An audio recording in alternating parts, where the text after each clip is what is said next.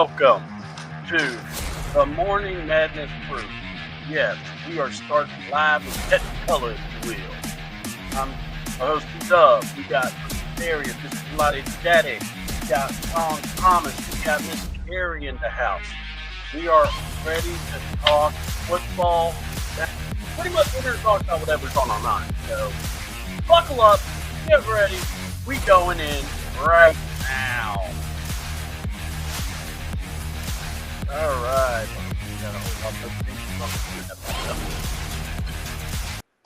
And we're in. All right. Welcome, guys, to the show. And we are here.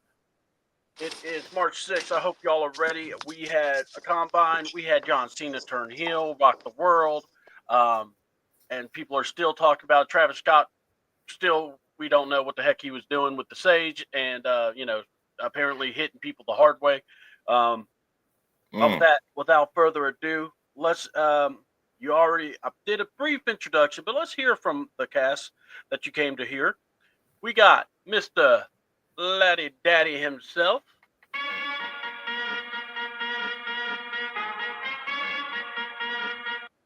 Mr. Laddie Daddy himself, LaDarius Brown. How's it going, brother?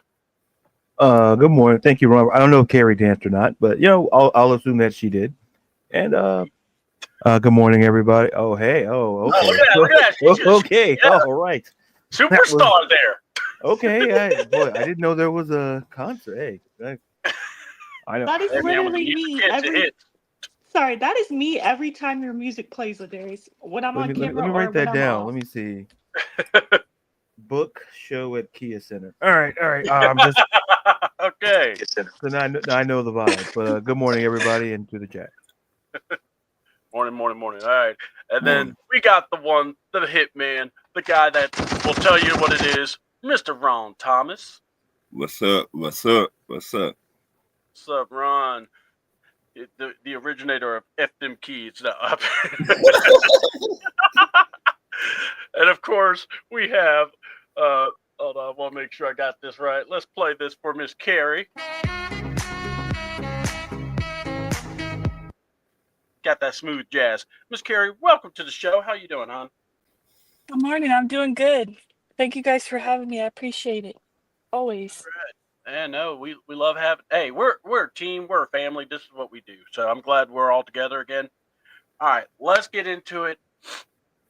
We have to talk about, this was the combine. So we got some questions about combine wise, but also let's talk about, some of these, we got some releases already happening.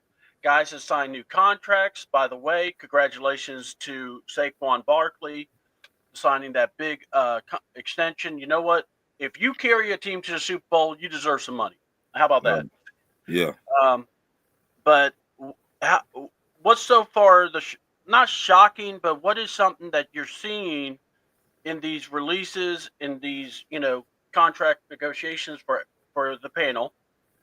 And we haven't seen anything for the Falcons, and we're not going to just throw them under the bus just yet, but we're going to just, kind of go, what are we hoping to see? But as our starting icebreaker, who's the guy that kind of surprised you, or team that released someone or extended someone? We'll start with Ron, Carrie, then LaDarius. I am surprised the Chargers released Nick Bosa because he was the face of their franchise or team, and I am very surprised about that. I didn't see that coming, not for a mile away, to be honest with y'all. And that's about it for me. Okay. Miss Carrie, what about you, hon? I would say that's a good one. I had heard rumors about Joey Bosa or my guy Khalil Mack getting released previously. So I was thinking Like that wasn't kind of on my radar that might happen. They might keep Khalil Mack now because hey, release both edge rushers, but uh I mean, yeah, I'm sure we'll get into that later, but in regards to Nick Bosa possibly to the Falcons, I see a lot of people kind of liking that move. I'm curious to see what you guys think. For me, I honestly, most of the moves so far haven't been too shocking for me. It seems as if a lot of teams are getting rid of players that either are due a lot of money as far as a cap hit or maybe injury prone are getting up there in age. So I wasn't too surprised. I guess if I had picked someone, maybe I'd pick Tyler Lockett for the Seahawks, just Mm. because they don't have a lot of weapons there. And I mean, he's been with the team, I think, 10 years, 10 seasons, I believe. Hmm. So, I mean, yeah, he's a big face of that franchise. I think he holds the second all time in franchise history with receptions, yards, and touchdowns. So, yeah, he's been with the team a long time. I guess if I had to pick, I would say Tyler Lockett. Okay. Mm. And of course, the one, the only, Mr. Laddie Daddy, LaDarius Brown. What say you, man? What's icebreaker of the day? What you thinking? I'm gonna stick to what Carrie talked about, but I'm gonna go DK Metcalf asking for a trade. I find it to be very interesting, given they're getting rid of they're releasing Tyler Lockett. It feels like the Seahawks, and listen, they had a great season, almost made the playoffs. Mm-hmm. But the fact that DK Metcalf wants out now, it kind of changes. Teams that if you need a legit the wide receiving market in terms of trades look very interesting with Devontae Adams. Now you add throw in DK Metcalf or Christian Kirk was cut from Jacksonville. So to me, how the wide receivers are going to move this offseason be very, very curious. Because we saw one move with Debo Samuel going to the Commanders. So I'm curious to see what other moves are going to be left because DK asking for a trade is shocking, but not all that shocking given the rumors around Geno Smith. So Yeah. I will say, for me, I'm very the DK Metcalf that threw me off, but yet I understand it's a business, folks, and these guys want to make sure they have the most impact. I get it, and that's kind of how it goes. Now, my question or the thing I'm looking at is what is the goal for the team? What are they expecting? What are they wanting? Um, a guy that got extended was Max Crosby. So Ooh. yeah, so and they released not just Desmond Ritter, which we can make the joke on, but we'll be nice to Desmond today. But also Gardner Minshew. So that means they're literally clearing out their quarterback room. So Mhm. they've obviously got Pete Carroll has a plan with his quarterback room. We'll figure that out as we go on, but I just think you're looking at these teams, and when it comes to, let's go ahead and jump on what Carrie was wondering. Carrie, you were wondering about Nick Bosa. What do you Yeah, fit for the Falcons? yeah, I'm kind of curious what you guys think. I've been seeing a lot of talk out there on social media about Falcons fans kind of interested in Nick Bosa. Okay. Interested to see what you guys think. Yes, he's a vet. Yes, he's, a multi-time Pro Bowler. For me, he's very injury prone, and I can tell you the last time he played a full season, maybe 3 seasons ago. Mm-hmm. Personally, I think he had 5 sacks last season. Personally, he wouldn't be my first pick, but maybe you can get him on a cheap deal. What do you guys think? Okay. All right. Ron, LaDarius, and then I'll answer. Yeah. Let's go around on that one. Ron, go ahead. Me personally, like I told C Dub, I will give him a box of Twix. I mean, he cannot stay healthy to save his life. He is a good pass rusher, but the problem is it him or is it the Chargers? Why he cannot stay healthy? I mean, something got to give. You cannot ask for top money and you just play half a seasons for what? Maybe 9 years?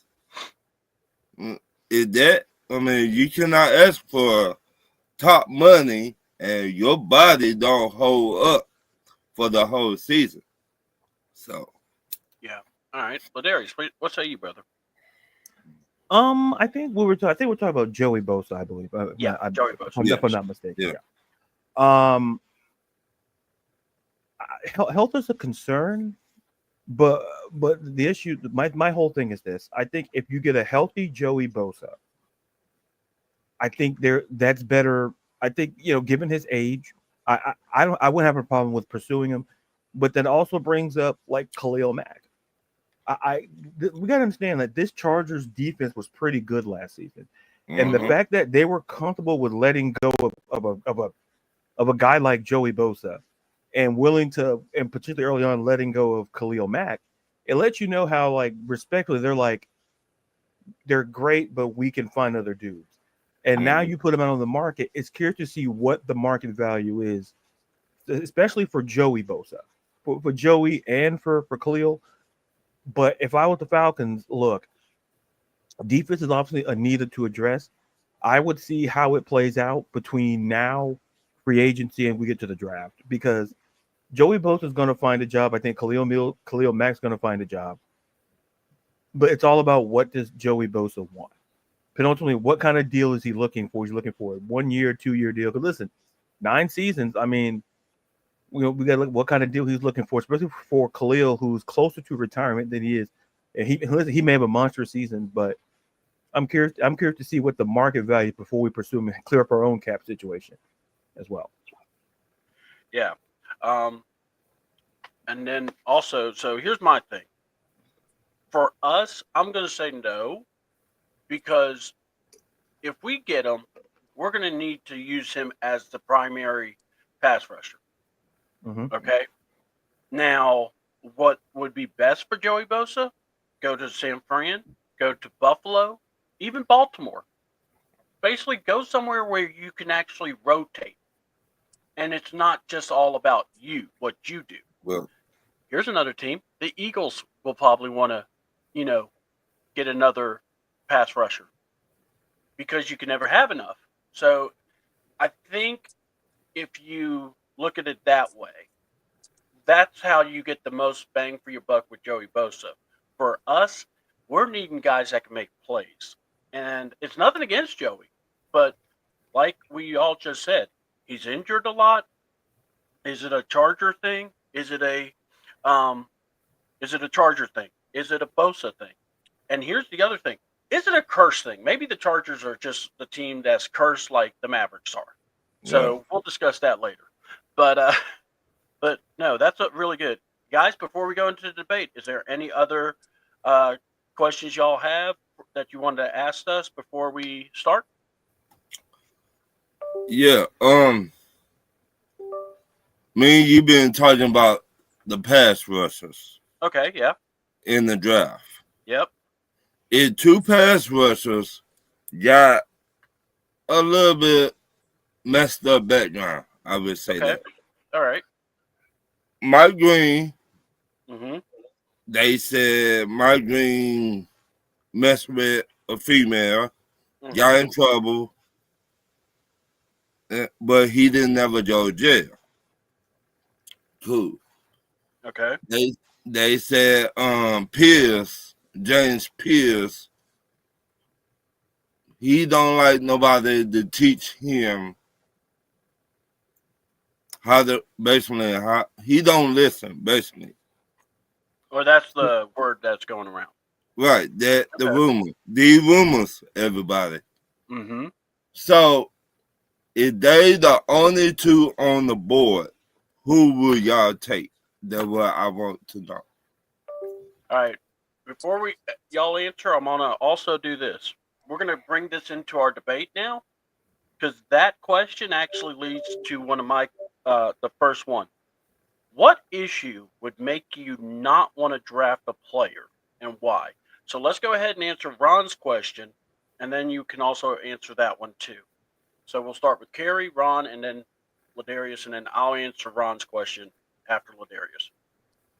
Go ahead, Carrie. So basically, Ron, your question is, Who would I rather have out of those two? Yes. I mean, I think Pierce might fall to the second round, to be honest. I'm not really sure, but I've read that he's not coachable either. Right. Here's the thing. I would take Mike Green because as far as we know, he's an innocent man. He was never proven guilty. Right. But here's the other thing. I'm not drafting, the Falcons are, so all I know is they're not going to touch either one if they have any kind of character concern. That's just not how the Mm-hmm. Falcons operate. Mm-hmm. But the good news for us as Falcons fans is this is a defensive heavy draft. There's bound to be still a guy like Jahad Campbell on there, top corner out of LSU. Like there's still going to be players. Mm-hmm. Mm-hmm.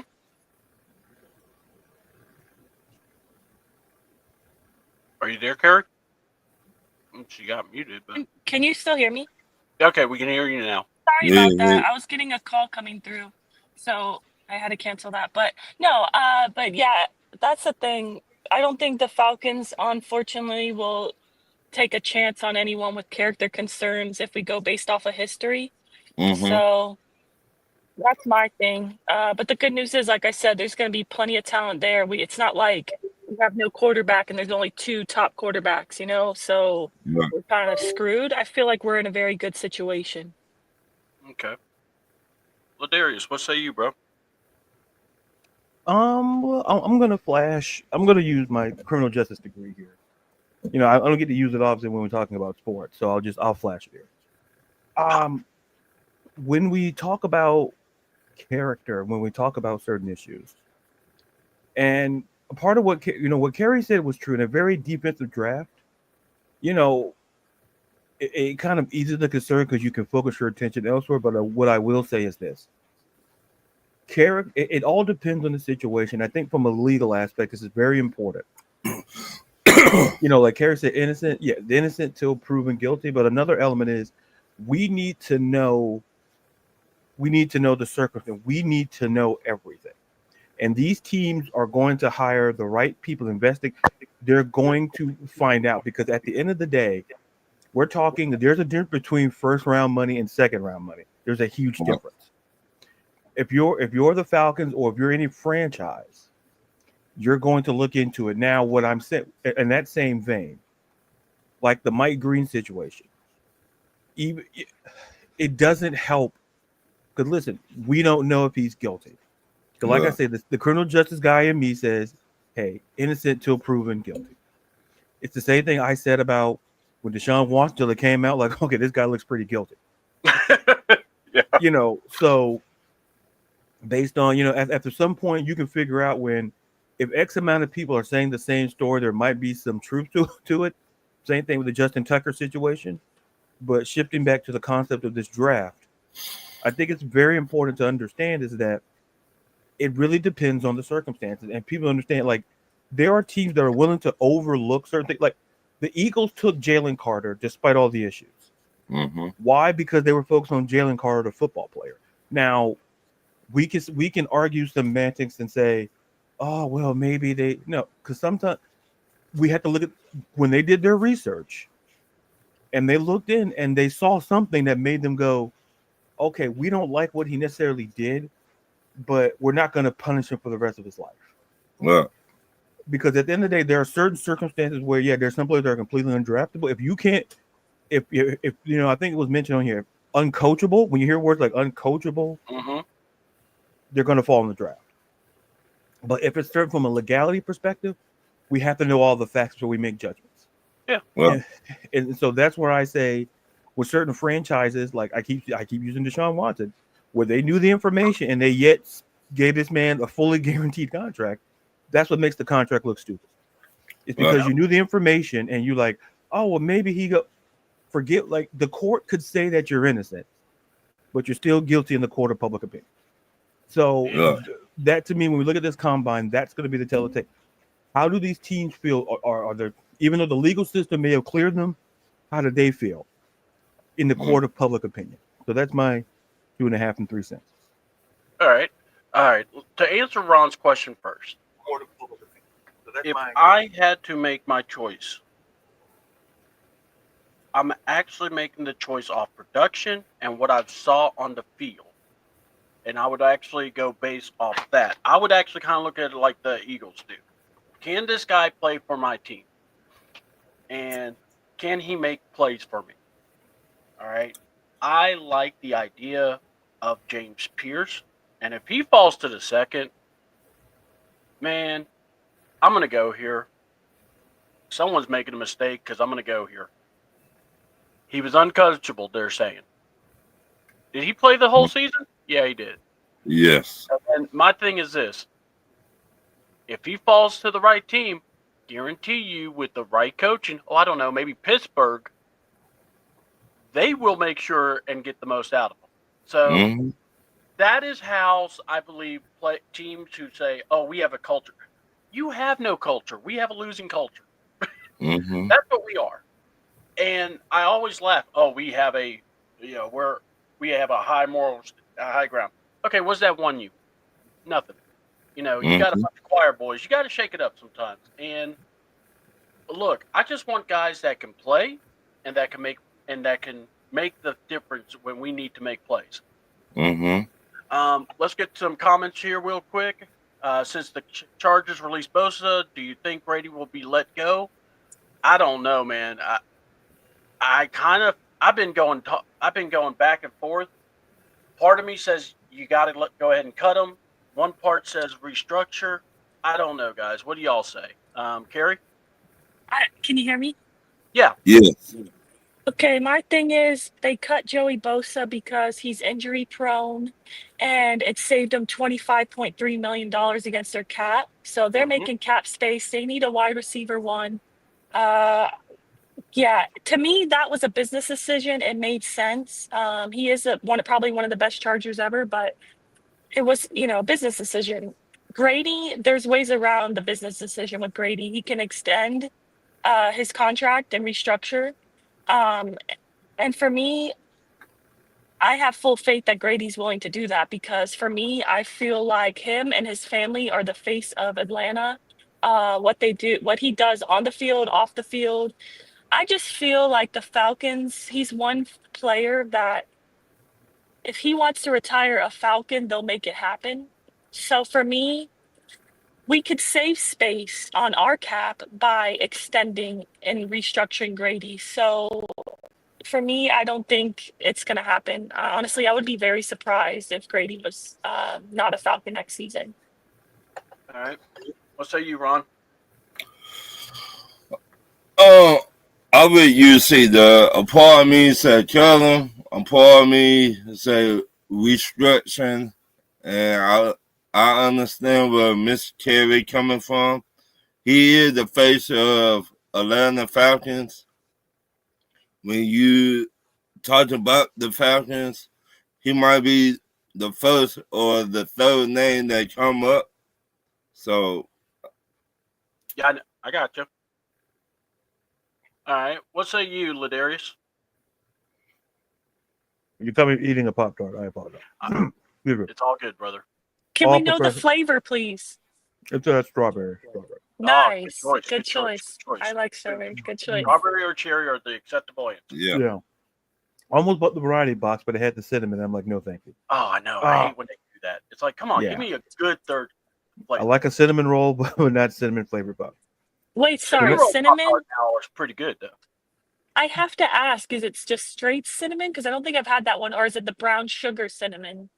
I think either one. I'm not interested in either one. Oh, okay. I like the brown sugar cinnamon. I think the variety one, I think it was the cinnamon. Like I could deal with brown sugar. I wouldn't like it, but I can deal with it. Okay. Sorry, not to get off track. Oh no, you're good. Just had to know. Anytime to clear up the strawberry. To answer the question, I think it's like this. For a guy like Grady Jarrett, I think quite frankly he's just frustrated, and I think that's where you're getting all of this stuff coming out. Off, he's a long time. He's the type of player that deserves to retire as a Falcon. I would find it hard to believe that they will let him walk out the door. He's the type of guy. If you talk to him, his agent, they'll restructure the deal. I think. you just can't let a guy like Grady walk. Like you could, but there's got to be a way. Restructuring, I think, is the way to go because you need a veteran presence on that defensive line, whether we want to admit to it or not. Mhm. And Good point. Good point. so letting Grady go would kind of feel like a full reset. Like there needs to be a reset on the front seven, but not a complete reset. Grady's the anchor of that line, and you need his veteran presence.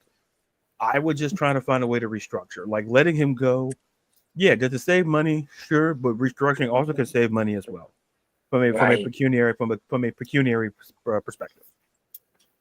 That's a great point. Yeah. I guess my thing is this: Grady's a great player. I like him, and I just think eventually you got to work something out that works for both sides. And if he says he wants to go, then you let him go. But if not, try to work something out. Look, you can save some money if you restructure. So I mean, that's that. The DL from Michigan, Mason. Apparently, he's hitting his inner tonsil. There's a photo that went viral. Here's what I'm gonna say. When it comes to that, weed has become, almost acceptable now. So I don't even know how a team would look. I mean, honestly, I don't even care. Can you play? That's all I ask. Right. Can you when Sundays come around? Can I count on you to show up? Now, if you can't show up because you got high, well, guess what? That ain't my fault, bro. Now I don't want you on my team. Right. But I will. I'm just saying that on that level. Now, let's see. Now let's go to that question. Now, let's see. Carrie, I know it's getting close. Do you want to go ahead and do your rant, or are you good to hang with us? Because I don't want you to be late for your thing. I appreciate that. I'm gonna be there at 10:48, so I have about 5 more minutes. Okay, cool. All right. Well, let's hit this one, and then we'll let Carrie do her thing. All right. So, what issue, if you were drafting what would be the issue that would make you go, I can't have this guy on my team? All right. So the choice is now yours. What is the one thing that you just can't wrap your head around and go, I know my team's this, but I don't want this kind of person on my team? We're going to go to Carrie, then Ron, then LaDarius. So let's go, Carrie. I mean, to be honest, there's like so many. There's so many things on.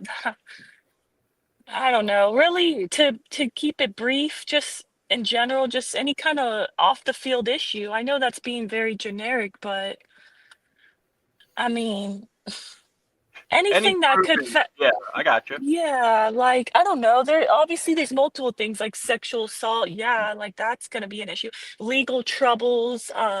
Maybe they have problems with getting along with other players. They're fighting, arguing. I don't know, any kind of toxic behavior, I guess you could say, that might cause problems on the field or even in the locker room between the players. I know I completely get the whole sentiment of like we need to draft take a chance on good football players that maybe have the off the field issues.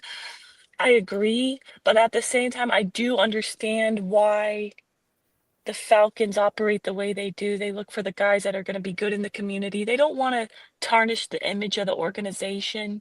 I recently saw a list of all the players,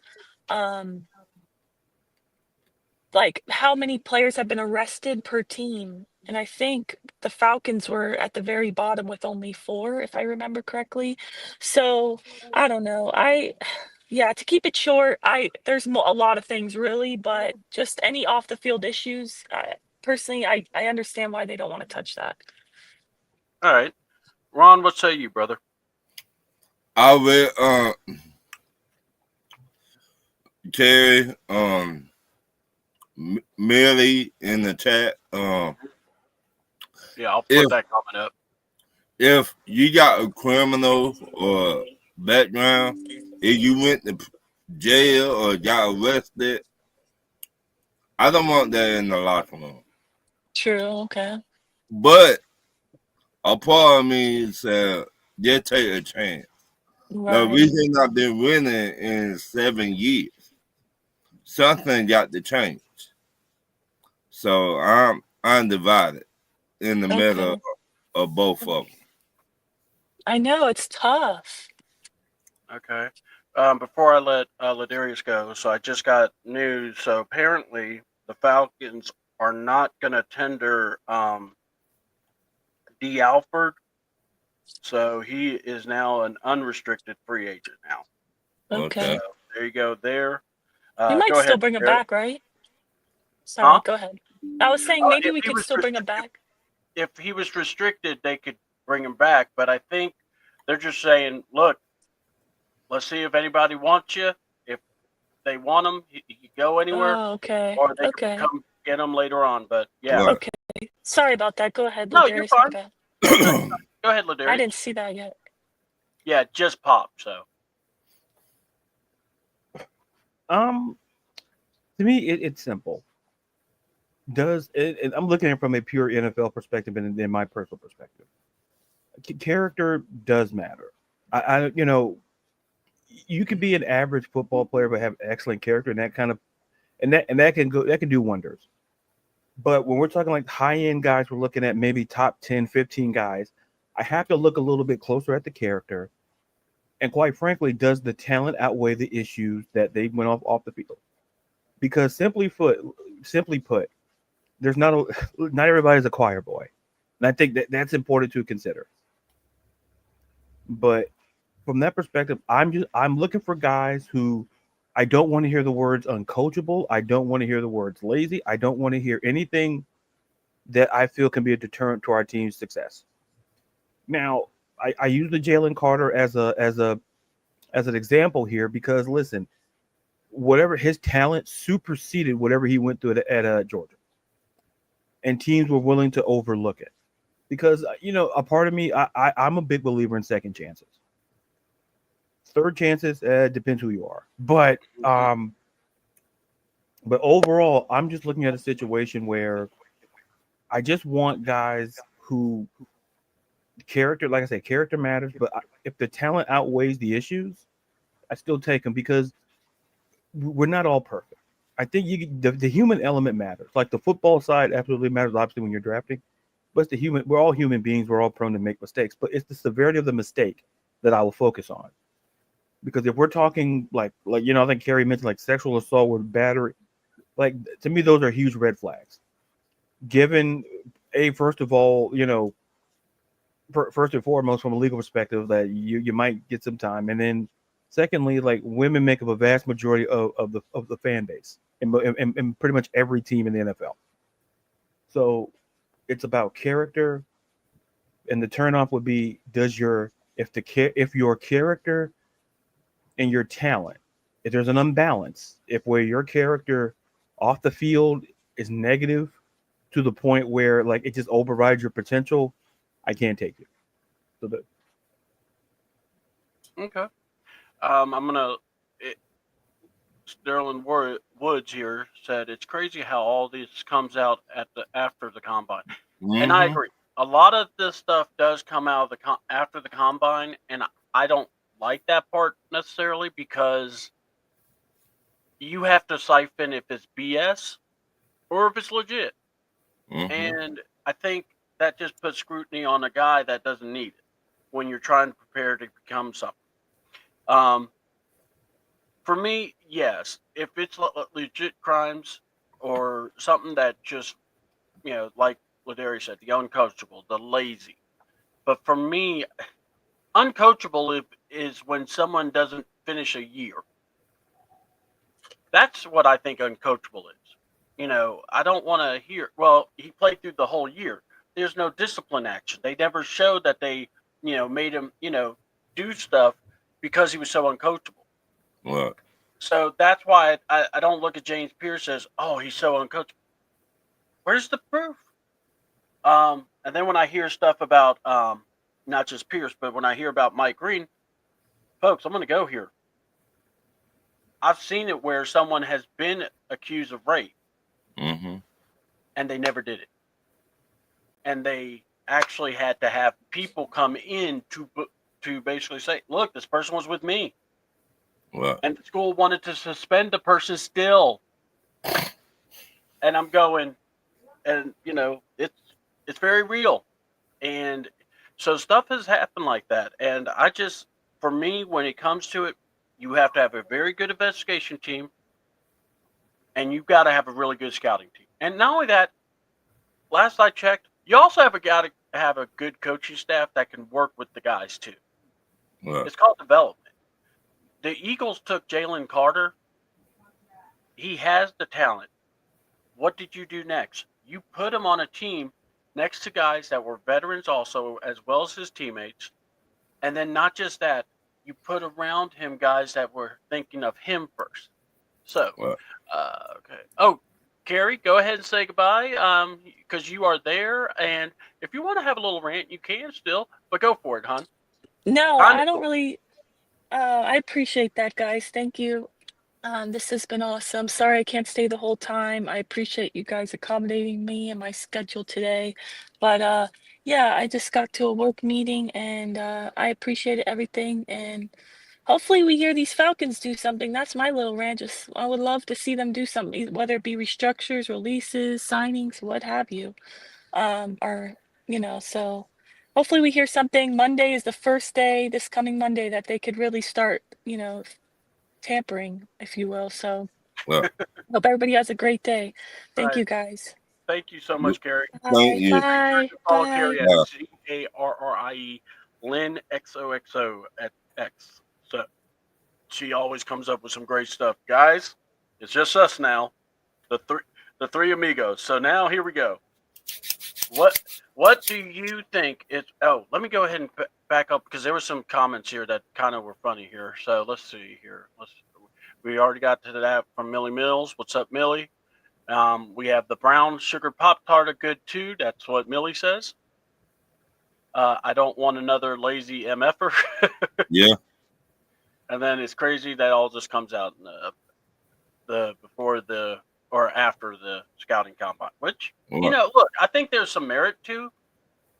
But yeah, I kind of like y'all. I just go, damn, we really got to do that. So Right. So what do y'all? Here's a question: what do y'all think is more valuable in the scouting process? Is it the workout? Is it the private workout? Is it the combine, or is it production from their college year? We're gonna go to Ron, and then we're gonna go to LaDarius. And look, you can combine it too, so it's not like you have to pick one or the other. But I wanted to know if you had to beat the formula of how you evaluate a player, what do you look at more? What he did at his school, what they did at their school. Is they a top pass rusher? Did they get 17, 18 sacks? I would take that any day of the week. If you lazy, I cannot mess with you. I can't. They're not my job to motivate you and we paying you so much money every year. You should be want to motivate yourself to get better, in my opinion. So that's what I got for you. Okay. What about you, LaDarius? What say you? I look at the private workouts because you get that one-on-one. You get to see as opposed to say the combine where it's him and everybody, it's them and everybody else. I want if there's a player or players I'm really focused on, I want that private workout because I want to see obviously their skill set, and B, I just want to see how they can fit into whether our offensive scheme or our defensive scheme. Because that private workout to me is very important. The combine is very important for the measurements, for the how fast are that's always important. But those private workouts, you get to see everything that you essentially want to see them do in college. And sometimes previous things in college they work, but to me, I factor that in with saying, well, who did you play against? Like who were your opponents? Because listen, I'm not going to sit there and start a conference war But like, look, I need to see who you play for because to me, the production and that private workout, it lets me know. So I need to see with my eyes. I need to see what you can do. I know what the combine says. I know, but your production at your school is. But I need to see that private workout. It's just me and you, and we're going over stuff on the field, off the field. Like, hey, is there, especially if you're a quarterback? I love quarterbacks. Can you make the reads? Can you make the throws? Can you understand the playbook that you're going to potentially deal with? Can you understand the playbook and the terminology and the language? Because those are things that are important to me. Because you can have all the physical assets, but can you handle the playbook? And it's not a knock on those things until it's just for me personally. Can you if I give you the playbook, you study the playbook. Can you handle it? Because on the film, I can see you can make all the throws. I can see you can do all of that. But that one-on-one private workout, it lets me get a chance to show here, can you do this? Can you throw a screen? Can you throw a simple out, a go? Can you throw a slant? If possible, what can you do? Can you make audibles? That to me, the private workout is important. Scouting, the combine is just to show me the numbers and what you can do agility-wise. But that could also kind of show off in the film and in the production as well. So to me, I'm big on. So. Okay. Oh, go ahead, man. I mean, I was. Oh no, you're good. No, I know. I was reading Millie's. Me too. I guess he was trying to say. I think he was trying to say facts. Because if you're stupid, then you stupid. But I need to know exactly. Okay. That's exactly it. I need to know that one-on-one private workout. I need to know because the combine can tell me your numbers and how it can jump off the chart. But I need to see. I need to be there to see. If I give you a play to run, can you run it off the playbook? Can you throw the passes? Can you run the routes? Can you get off the edge? Can you do the so basically what Millie Mills is saying, listen, I need to know if not say I don't want to say smart enough, but are you capable enough? I'll try to clean up what Millie says. Millie's right though. Millie's not wrong in what he's saying. I just want to see, can you clean it up? And like, what is it workable? Is it coachable? If you make a mistake here and there, cool. But if you just don't know the playbook, I can't take it. Despite your intangible. Okay. Look, let's see. Let's go through the comments because Millie's been going through. So we got Sterile, I guess, or Wood. I'm trying to figure out how to say this person's name. I don't want to be Sterling or Sterling. Sterling. Sterling. Okay. So is Darius Slay an option for the Falcons? You know what? It like Ron/April here said, if he's cheap, possible. I kind of agree with you, Ron, on that one. Production, scouting, combine, it's just checking the boxes off sheet. Film is key. Yeah. But yeah, LaDarius, great one hit there for Millie Mills. Nah, lad, ain't no sugarcoating. Just say it.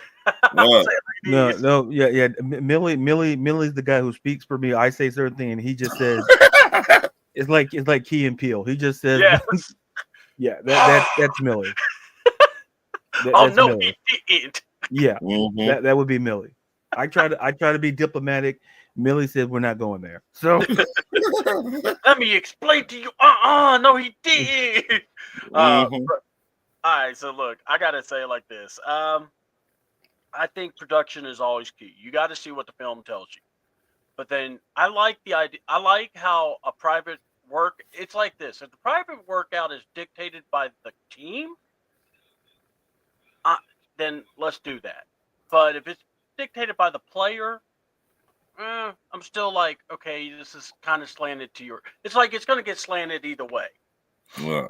And the combine, I just seen too many guys that come out of nowhere. Oh, they're the fastest. Okay, what did he do when he played? Oh, wait a minute. He played a 4-year career at Texas A&M.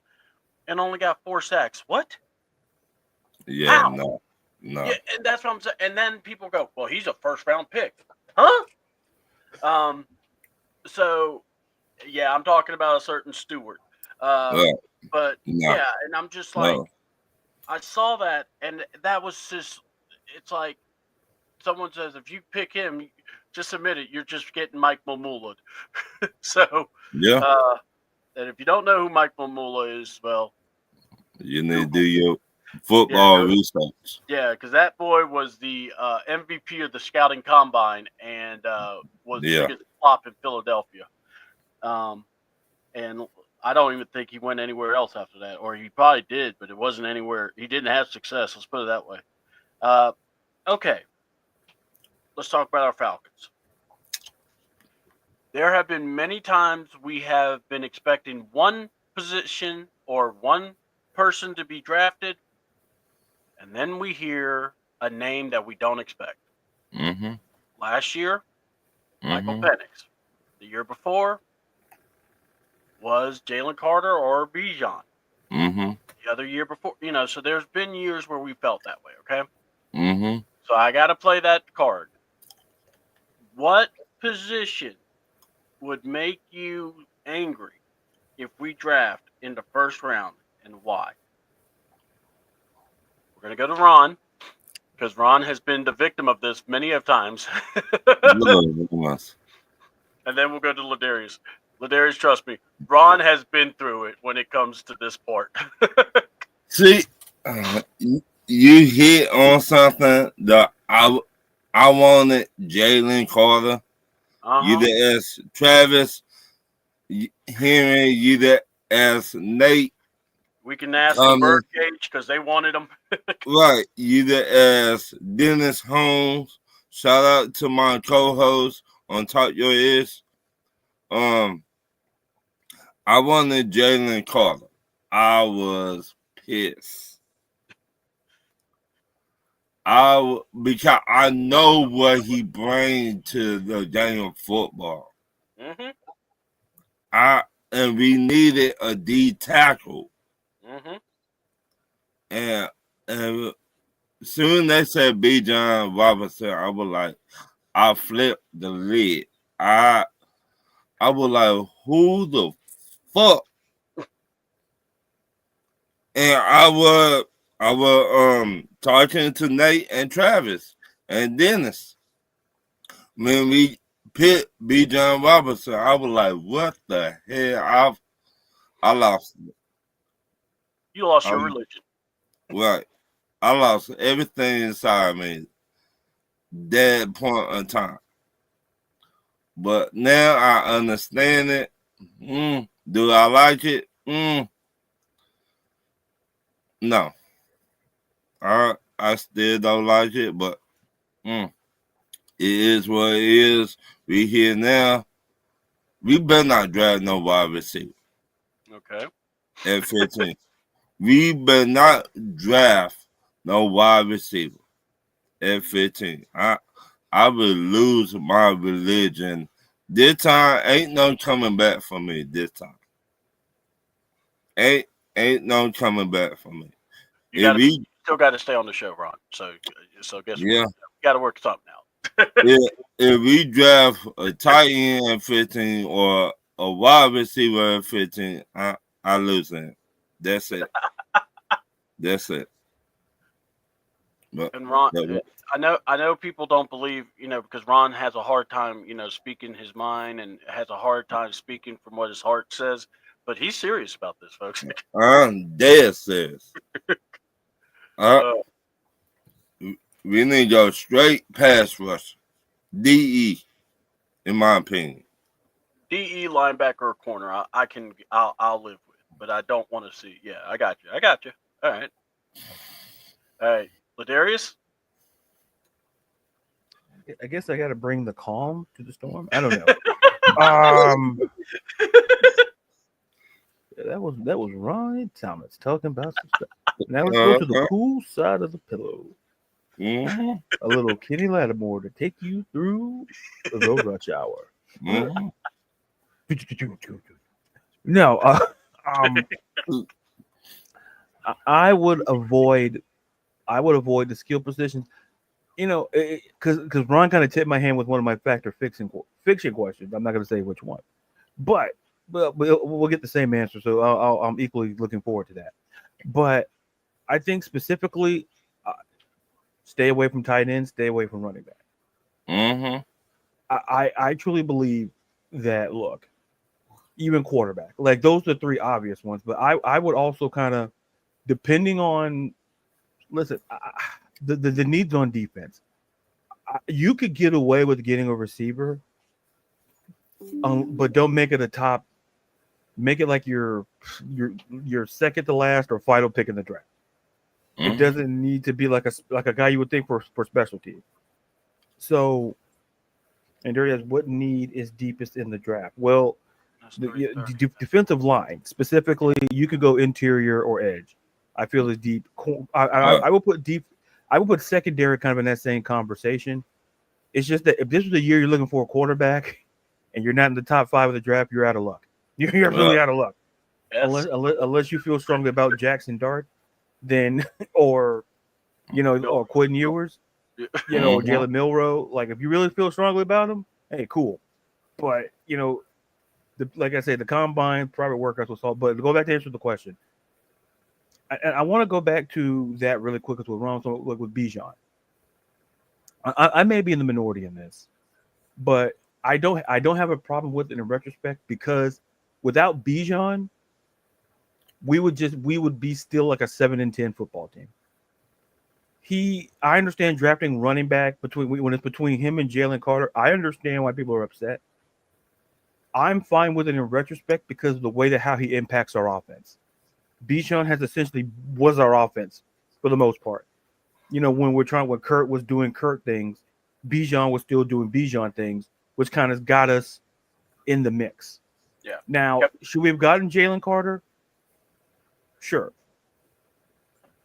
Well, the thing is, Millie, we just didn't have a decent quarterback, and that's why I say we were 7-10 with him. That's because we didn't have a quarterback.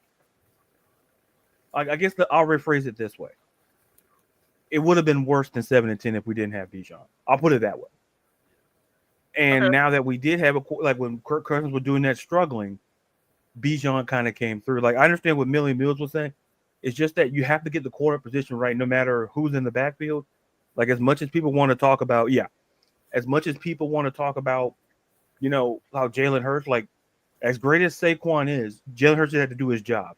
That's exactly what he did. Well, like you can't circle around that. So we got that guy in Penix. So stay away from quarterback, stay away from tight end, stay away from running back. In my opinion, receiver you can get away with the back end of the draft. And like I say, retrospect, the Bijan pick looked bad on draft night, but it looked good, especially this season. Like we did go 7-10, but we would have been worse than 7-10 without Bijan. So that's my 2 cents. Okay. I mean, look, for me, I'm going to just answer it like this. I don't want to see quarterback, or better not see quarterback, better not see a running back. I don't want to see a wide receiver. Offensive line, I'll forgive you because I can understand. But again, just get defense. It ain't going to kill you. This is where you have so many spots on defense to fix. It would be better to just draft a spot that you could plug somebody. And look at what you've drafted before. That's the other thing. Troy Anderson is also a bad pick because he's like what we talked about with Joey Bosa, can never be on the field. And he was supposed to be the most, athletic. He was supposed to be able to can handle, these versatile tight ends. We can't get him on the field. So I'd rather get a guy that's going to be on the field. So we'll go more into that later. But I mean, I just say just get someone from defense. Don't play around. Don't get cute. No need to go off. I saw a thing that aggravated me because and I think Berto even posted it. Shouts out to Berto, the godfather of the wrestling shows and the Morning Madness crew. Because Berto has brought a lot of us together.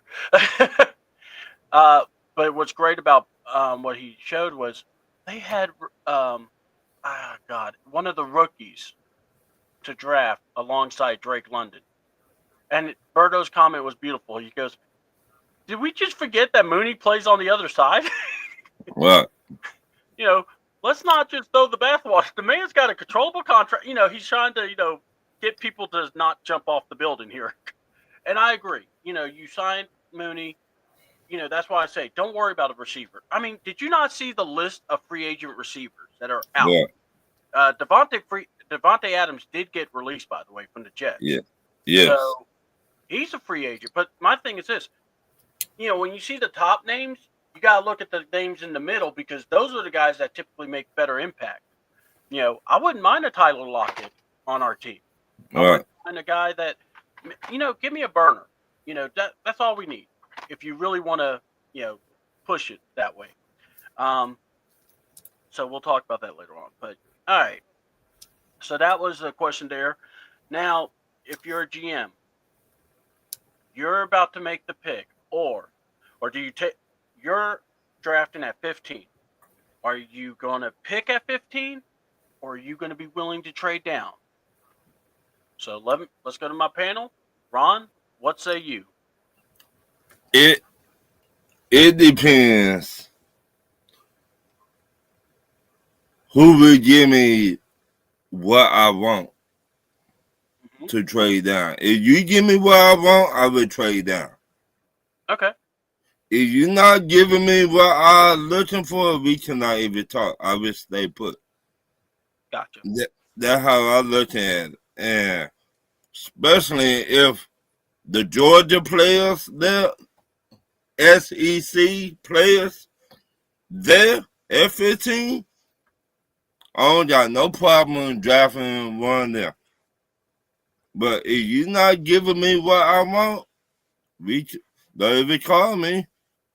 I will be rude with you. I'll be like, oh, you just offer me a 6th round? Nah. Bye. Click. Deuces. You gotta give me what I'm looking for. A 3rd, a 2nd, or a 4th and 5th. We the talk then. But they got to give you something. That's all you're trying to say. Yeah. Right. You know what you want. I got you. That's fair. All right, LaDarius, what say you, man? I'm liking what Millie is saying. For me, I would look if I can get a player at that position later in the draft, I would definitely trade down. In a draft where I feel I need more depth to add at defense, like he mentioned Green, Pierce, and Walker. Those are 3 guys, and there could be other names depending on who's available at 15. If I feel that they can either still be available there if I drop, or somebody of a similar caliber of that position is there, I would listen. I would obviously swap first rounders, and depending like Ron said, I can't say it the way Ron says it obviously, but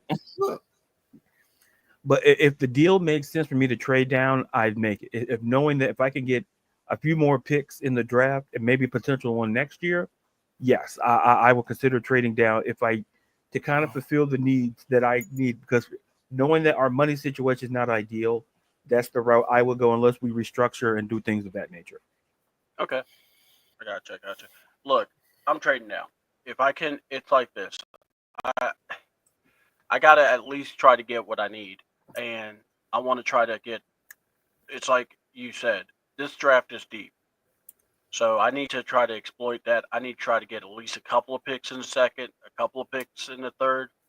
So if I can get, work a couple of trades, I'm all up for it, and that would be my goal. I would try to get at least a couple each go round, and just kind of use my first round as, hey, I'll get my guy or find somebody, but I'm going to get somebody, because you got to remember, people are going to drop when, and we won't understand why. You may Pierce might be there when you trade down. He may be available. So I think a lot of things just have to go depending on what you're doing in the draft and stuff. So, all right, let's see here. We've got a different kind of question to end our wonderful debates, because we do a lot of NFL, but we can bring NBA into this, and also NBA inspired this, because if you haven't saw, the Mavericks have basically stepped on the old saying, don't step on a crack, break your back. Well, apparently they stepped on everything. Wow. Nico Harrison may be the greatest. Luckily for him, John Cena turned heel, because he's still the biggest heel in Dallas. Now, if those edge guys, but Johnson and Starks are there, what do you do then? Oh, shoot it. You're talking about Malachi Starks? Shoot, if Malachi Starks is there, I'm taking him. I don't know about y'all, but I don't know who Johnson is. But do you guys do? I think is he talking about the corner Will Johnson from Michigan? Oh, okay, yeah, my bad. That got his second hip surgery. So Will did? Huh? Did you say Will got a second hip surgery? Yep. Huh. He got one in high school and one in college. So. Ooh. Like I said, if I can have my choice, I'd probably go with Malachi, just because of the fact with Jesse Bates. Yeah. We're going to try to want to keep him also, but if not, you have a guy like Malachi to learn under him. And not just that, I think you put him and Jesse and Malachi together. Ooh, that'd be nice. That's just me. I wouldn't be upset. That's what I'm saying. I'm not going to be upset if they get a safety, a corner, a linebacker, or a edge, because I'm like, this defensive class is actually really talented. Right. So, all right. So, if you haven't saw, the Mavs did the craziest thing. They traded Luka in the middle of the night for Anthony Davis. They got what they got. There ain't no way that was the return you would get if you really tried to trade Luka. Right. And then the first game back, Anthony Davis is a monster, he's balling out, doing all kinds of stuff, and then he pulls the biggest Anthony Davis, his abductor or groin rip, I don't know, but he's on the IL. And then it's like, okay, well, they can still make the playoffs. They got a fighting chance. You got Kyrie. Now Kyrie's out with an ACL. So, I ask, can a team be cursed, a.k.a. like the Mavs with Luka? So, and, we'll throw it around. Ron, go for it. Hey, y'all seen the movie The Color Purple? Oh God, I'm afraid where you going. Yeah, I'm not even going to answer because I have, and there's a lot of ways he could go. So yeah, I know. I'm with you. Yeah, hold on, LaDarius, I'm with you. Here we go. Hell, I've even read the book. So buckled in. Everybody in the comments, let me know you seen the movie Color Purple. If you have, just get a thumbs up or something. Give me a thumbs up. Hey, y'all seen it? Can you guess the scene? Yeah. When I do like this, what does that mean? Oh, we know. Lucha, right. Right. Lucha looking at Dallas Mavericks. Till you do right by me, everything that you touch before, like a paper shed or a chair outside, till you do right by me, everything you see in Dallas will crumble. Till you do right by me,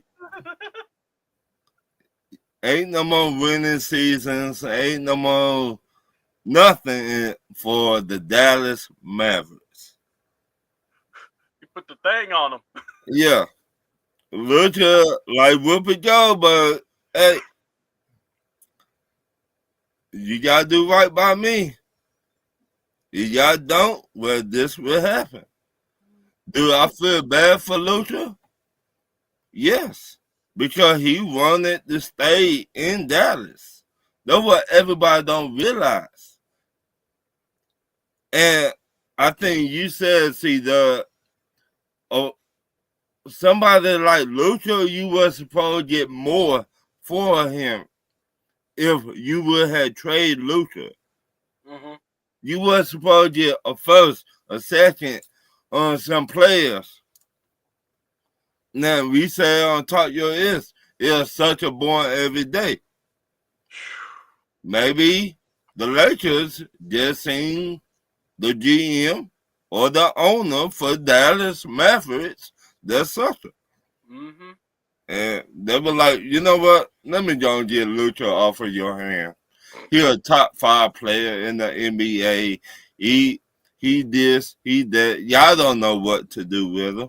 But yeah. Look, the phone call, Dallas made the phone call. That's how it started. So it wasn't Right. It wasn't like the Lakers were like, we need to get Luka. Oh, wait a minute. Right. Oh yeah. No, they were like, wait, you want? Yeah, we'll give you Anthony Davis. Right. So it like now the Lakers were in second in the West. They could really do something this year. So in my opinion. Mm-hmm. That's all I got to say. Yeah. All right, LaDarius.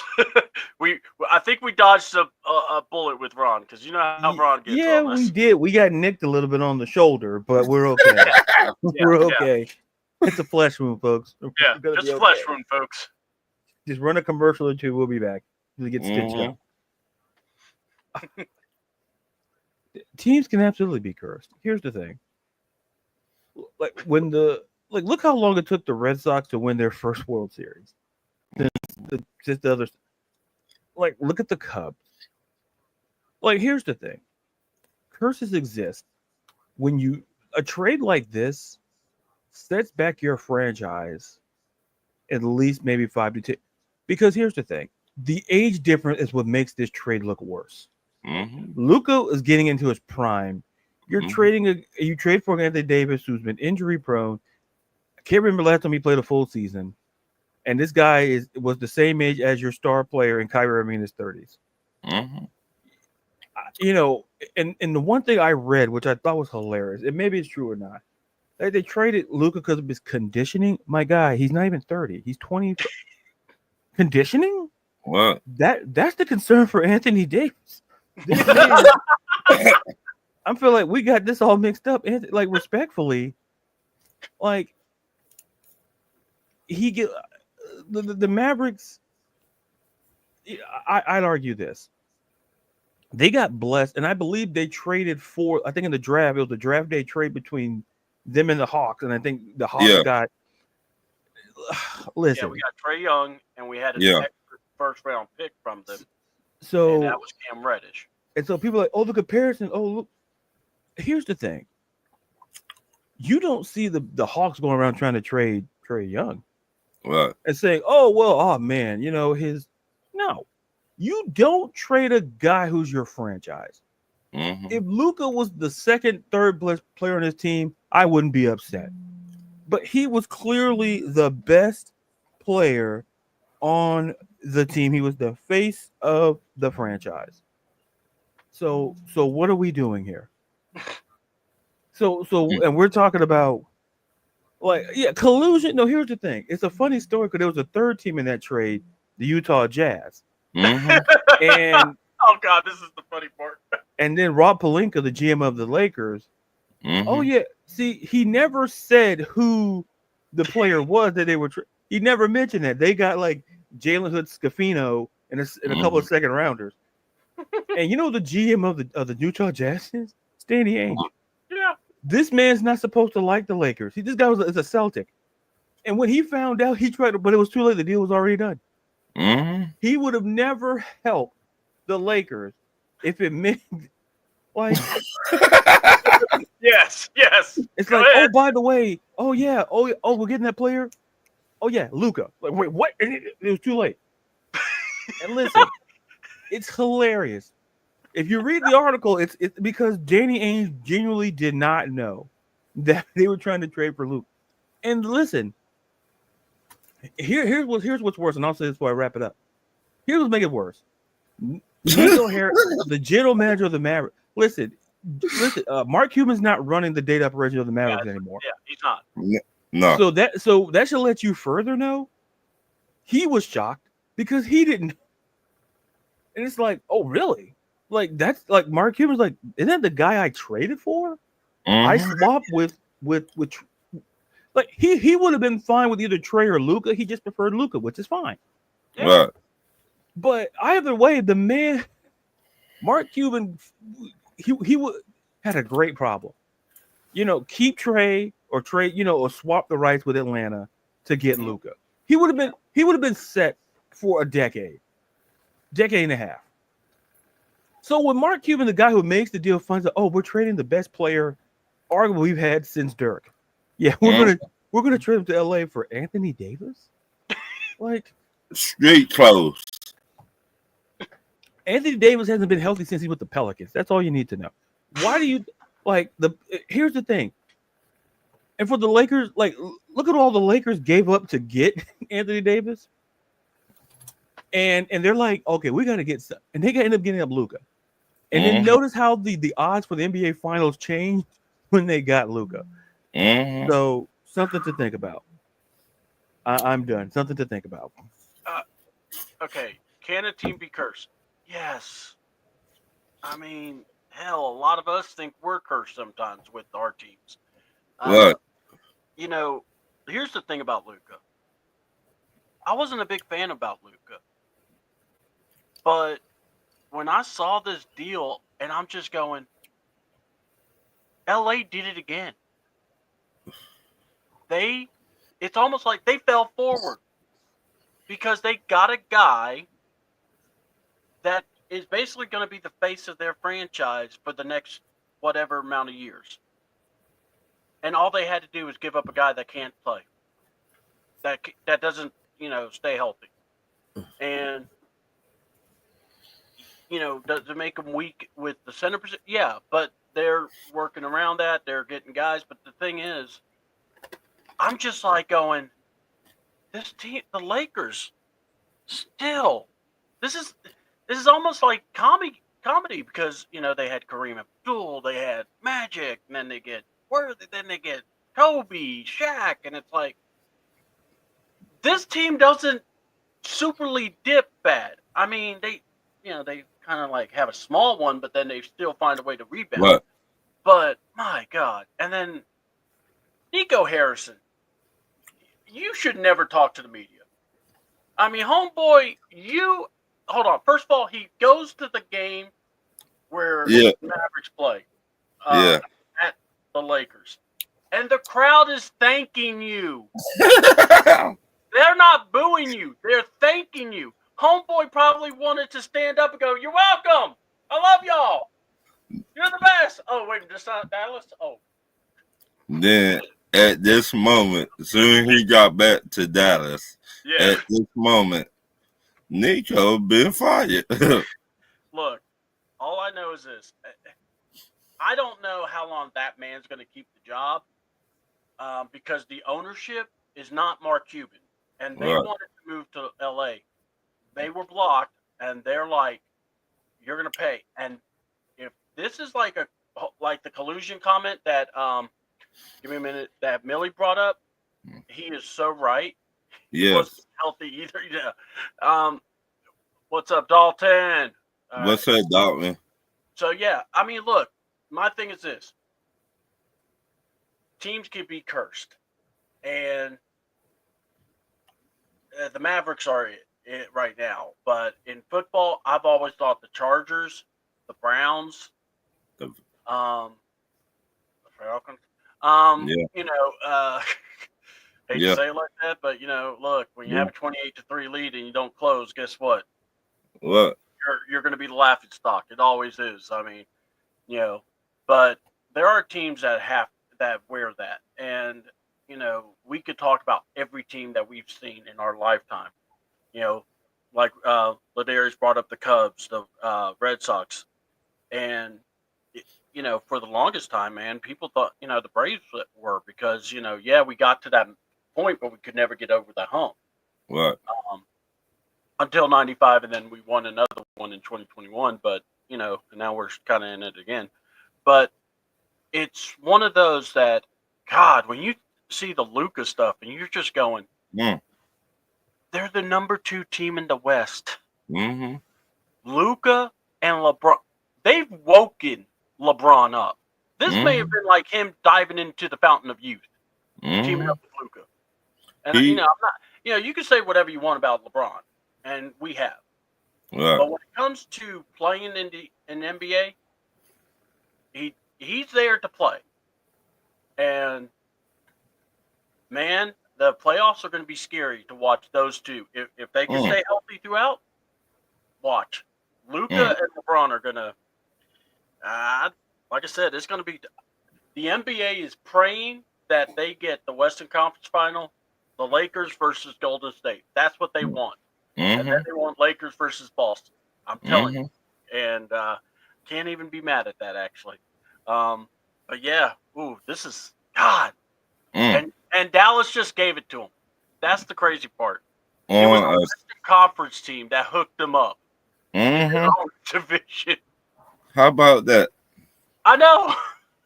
That's like us making a deal with the Saints and we take it off, And what I heard a while back, shout out to my other co-host, Shannon Merlin on Talk Your Ish. She said the people on Dallas Mavericks, they wanted to move to Las Vegas. Yeah, that is true. Yeah, I've heard that too. Yeah. But I guess somebody told them you can't move the team. And she was like, okay, shout out to Bit Low Country, Atlanta Falcons podcast. She was like, oh yeah, look what I can do. And she traded Luka to, or she authorized the deal. And she authorized the deal to the Lakers. So yeah. It's crazy. It is so crazy on that one, man. I'm telling you. All right. Well, it's time. We're going to give the floor to Mr. LaDarius Brown, Mr. Laddie Daddy.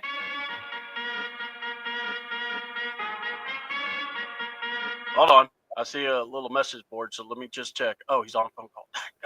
Okay, no problem, LaDarius. Just let me know when you're done. All right. So what we're going to do is we're going to just arrange this real quick. Let's see. Make sure I got, okay. Ron, if you would like, go ahead and hit us up with your rant, bro. Go ahead and tell us what you, what's got you going. This is basically anything you want to talk about. So go ahead and go for it. My rant, and we talked about it a little bit already. My rant is why every year somebody talk bad about draft players. Let me say it like that.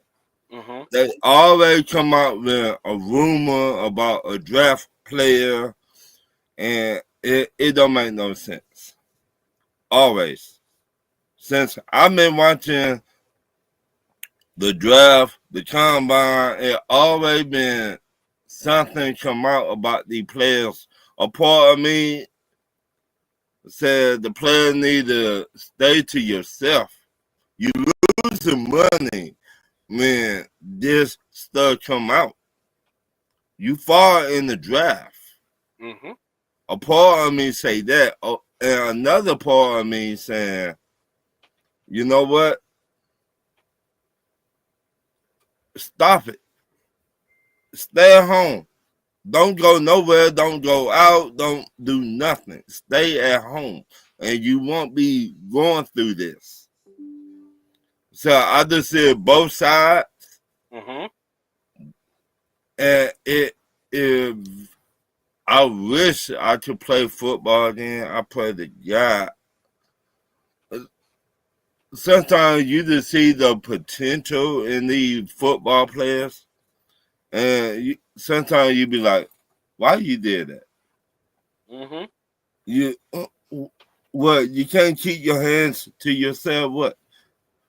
Why? Why you do some of the stupid that you do, and you know the owners, the GM will do a background check. You already know this. Yeah. So why you gonna put yourself in that predicament so this can come out? I think Millie Mill said about somebody back in the day, I think played for the Texas. The what her name? Tunsil. Yeah, Jeremy Thompson. Mm-hmm. When that came out, it shocked the hell out of me. I ain't see that coming for a mile away. But when it came out, you sometimes you got to be like, really? He said, "His these not my words, this his." Mm-hmm. He says somebody out to get him, then found out he said his stepdad did it, then it all over money. Sometimes, what about take accountability for your own actions? What about that? What about just don't do that? What about that? So you could, so it won't be coming out. You did this on this day, this time. What about take accountability for your own actions? How about that? I mean, I will say this though: he's played a long career. Yes, He's made some good money, and he's a good player. So you know he what? He right, got through that, and he made it where that's more of a footnote than right, a statement about his career. right. So you know, I mean, I get what you're saying, and I think go ahead and keep going. I'm sorry, I didn't mean because this is your rant. yeah, stupid. What about just don't do that? Mm-hmm. And you don't got to worry about, well, will this come out? Will it mess up my money? The what everybody, a lot of people don't know when you get drafted in the first round, they top money. And when you get drafted in the lower round, you losing money if you're a first round pick. Yeah. Everybody don't know that. Yeah. No, I mean the money. You don't get paid the same as if you were a Right, 31st pick than you right, were a first round pick or first overall pick. So yeah, you're right. right. So you losing money. What about just don't do drugs? Or just say no. How about Or, that? or don't video yourself. Or don't video yourself smoking. What about that? Take accountability for your own actions. I know you're a kid. I know that. We all made some stupid mistakes in our lifetime. But when you trying to go to the NFL, it's a blessing, a privilege to go to the NFL and take care of your family for the next 10, 15, 20 years, how long you want to play. Mm-hmm. It is a blessing to go to the NFL. Trust me, I wanted to go. And when I see dudes make this kind of mistake, I'll get mad because it's a blessing, a privilege to go to the NFL. Mm-hmm. And when you messing up, I'll be like, you see what? Now you messing up for a lot of people. Now they can do a lot more research Totally on these understand. players. Yeah. So All right. Well, hold on. Let me see here. Let me get this. So to quote Peter Griffin, you know what really grinds my gears? Kiki Raheem Morris wanting to be everyone's friend, smiling, kissing babies. That's what really grinds my gears. I had to try to say it like him. And then let's see. Ron, is cause these kids only worried about likes and followers, bro. Now, and look, I can also say this: what we done in the past, or when we were young, our present day selves would look at ourselves and go, "What the hell were you thinking?" Right. So it's not like we're immune to this, It's so, and the whole accountability thing. I want to just speak on. I think he has, because look at the career he has. He's made it work where he's being known for the work he does on the field and maybe off Right. the field too, because he's one of those captains too. Right. And he makes sure and does everything for the guys and Right. plays. And he's one of the top tackles. So Yeah. that's the type of guy. When I think about him, I actually think of the success he's had, where he's earned that. So Right. but I appreciate your rant. So, all right, LaDarius, welcome back. Are you ready for your fact or fiction? Yeah, I am. Sorry about that. I take a Oh, you personal are call. totally fine. We Yeah, were I able did. to adjust, so we Sorry got about you. that. So We got Ron they- doing a rant, so we were able to go for yeah, it. I heard some of it, and I'm like, I'm just gonna stack my papers. All right, folks, let's throw it to LaDarius Brown. This is Mr. LaDarius. Fact or fiction? The Ladster. Oh my God. Somewhere Carrie is dancing in her meeting. Yeah. Just jumped up, started dancing, and while they were talking. Right. So why should we give you the job? And you see today's quarterly numbers. Love you, Carrie. All right, go ahead, buddy. Okay, once again, let's apologize, guys, for Yeah, I did. delay. Bro, we got no, you. I like to apologize because the show. But okay, so I added a bonus one, so there's 4. So fact or fiction, Drew Dolman will walk and become a free agent this offseason. So to add context, he's probably going neighborhood of 14 million a year. Falcons cap space is 29th, 30th in the league. So at the bottom of the league. So the question, so fact or fiction, Drew Dolman will walk. He'll leave the Falcons and become a free agent this offseason. Go ahead, Ron. Fiction. I don't think he's going nowhere. Really? I really think Terry feel like I drafted you, and we want you here. And yes, everybody deserves to get money, but it's hard to find a good center these days. Yvette, and shout out to the Jets. I mean, they've been going through hell with their center. They had not found no good one in years. So it's hard to find a center that do everything you want him to do, in my opinion. That me watching from afar. So I think he's staying with us, in my opinion. Okay. All right. I'm gonna say fact. He's gone. Yeah. I mean, look. He gone. Just like the song. She's gone. Well, he gone. I saw that, John. Yeah.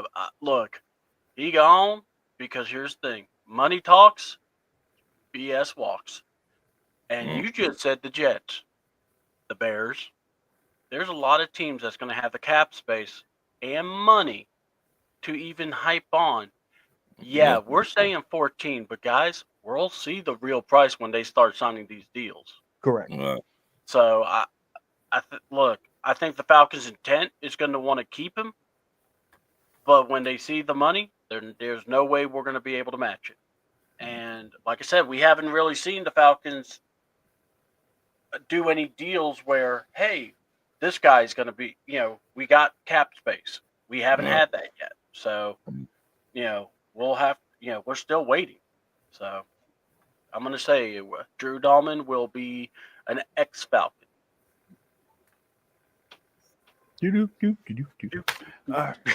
All right. Fact or fiction. Fact or fiction number 2. Jesus Christ. Like this song, but instead of He's gone. He's gone. Oh. I couldn't He's pay gone. the money. He's gone. He's gone. Oh. I don't remember who sang that. Was that Mike McDonald? I think it was Hall of Notes. It may be in Hall of Notes. It may be. For some We reason, I was didn't thinking have many money. He's gone. He's gone. Oh. We stuck with Ryan Needle. Okay. Yeah. All right. We're done. If you're listening, Ryan Needle, I apologize. But fact or fiction? We kind of hit on this earlier, but fact or fiction? The Falcons will draft at least one wide receiver in the 2025 NFL draft. So, fact or fiction, the Falcons will draft at least one wide receiver in this year's NFL draft. Let's start with, let's go with you, Ron. Fiction. I don't believe it. But this is the Atlanta Falcons. So. And if you're in the chat, you can chime in as well. So Ron, you're going with a very profound fiction. Yeah. CDouble? with our present draft capital, I'm gonna say fiction. Or what was it? You're saying That they will draft at least one wide receiver in this year's draft. Okay. I'm going to say fiction. I'm going to actually say they won't draft a receiver because of the limited draft capital. Okay. Throwing that out there because, I see. we all got we got John says, "Oh, John said that's a that's a fact, Jack." Yeah, but when that other guy said it, I'm not. No comment. Yeah. Oh, never mind. It took me back to Huggy Bear and Starsky and Hutch when he says it. Right. Back in the early 60s. Driving a Dodge Charger, solving crimes around the city. Right. When your informant is giving off I'm not gonna get into it. It's a family show. If you want more, go to Patreon. Donate $5 a month for more. For our secret conversations. The ones you don't hear on the show. Right. There's plenty. That will never Yeah, happen. a lot. We're recording those now. Too many. Okay. All right. So our third question is this is an interesting one. Mm-hmm. The Falcons will draft a kicker in this year's NFL draft. So, fact or fiction, the Falcons will draft a kicker in this year's NFL draft. Fiction. Who's available as a kicker? I mean, is the Georgia guy up there in there? I don't think he's coming out yet. Okay, because if he was, I would say, well, maybe. But I'll say fiction for now. I say fiction. Yeah. Okay. We have Ray Finkel. Come on, John. Oh boy, John. They're John for you. Yeah, John don't miss. Go ahead, brother. Oh boy. So the one fun. This is kind of like a bonus question. This is it's a Atlanta-based question. I'm in Florida, so I have no horse in the game. So I feel free to ask the question. So, fact or fiction, the Falcons will make it to the Super Bowl before the Hawks make it back or make it to the NBA Finals. The Falcons will make it to the Super Bowl before the Hawks make the NBA Finals. Is that a fact or is that fiction? My God. See, I got Ron leaning back. That means I think I did a great job.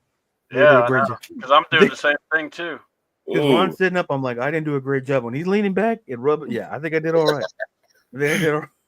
Oh man, I'm a Hawks fan. Ooh.